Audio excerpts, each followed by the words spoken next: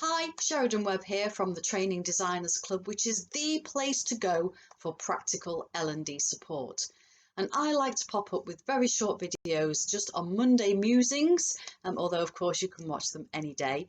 Just things that I have noticed that are related to training design. And this week I want to talk about badminton competitions. My son plays competitive badminton. He was called up to represent his county last week, and he did okay. They were playing a very tough team. But what I noticed while I was there, and it's the first time we've managed to do a competition in almost 2 years, it was lovely to be back, is just how supportive everyone is. So I was able to get support from other badminton parents, who of course I haven't seen for a while. So I discovered a new app, which was an absolute godsend in helping to keep score because it all happened so quickly. So that was really helpful. And I was also able to get some answers on how the gradings and the rankings work because it's very confusing on the website.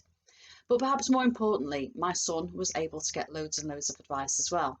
Now, obviously, he plays regularly in a club, but for the past sort of year, as they've been on and off with COVID, he's only played with the same people. They know each other inside out. So it was nice for him to be able to play with other people and to see different styles and to learn different techniques. But more than that, what was really great is the way that the players helped each other.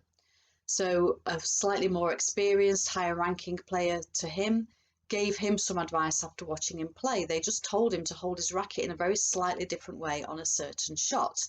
Now that's something that wouldn't have come from anybody else. I certainly don't know how to advise him, and his coach only ever coaches him in a training situation. He doesn't see him in these competitive environments. And my son was able to give some feedback to the higher ranking players when they were beating themselves up over losing, to go, actually, do you know what? You did fine. You weren't bad on that shot at all. You were just unlucky, or the other players just happened to have the edge. So they're able to learn from each other, and they were able to share advice as well about, where do you get your rackets restrung and what trainers are you wearing? And it was just great for them to have those conversations. And the reason that I think this is related to training design, I am getting to the point, is twofold. The first, obviously, is how important it is to be surrounded by people with similar interests who want to do better, because then we will be free to offer and receive advice. We're in an open frame of mind for doing that. And that's what being in a community like the Training Designers Club is all about. It's that little and often in the moment development opportunities that we have. The second learning point is about the value of just getting people in a room together and letting the conversation go where it goes. Before we all switched to virtual, this was told me by one of my clients who said, do you know what? Yes, we're getting them here to talk about performance management, but the fact that we've got different departments in talking to one another from different offices is worth its weight in gold, because they never make the time to talk to each other.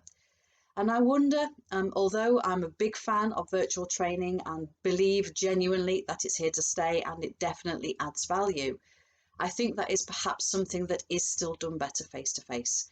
When we get people together in a room, they will learn from each other just these little hints and tips that aren't designed in, that aren't planned by the facilitator, but are still really valuable.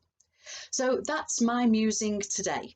If you find this sort of stuff useful, make sure you visit the website, because there's loads of things on there. It's www.trainingdesignersclub.co.uk, or even better, join us as a VIP member.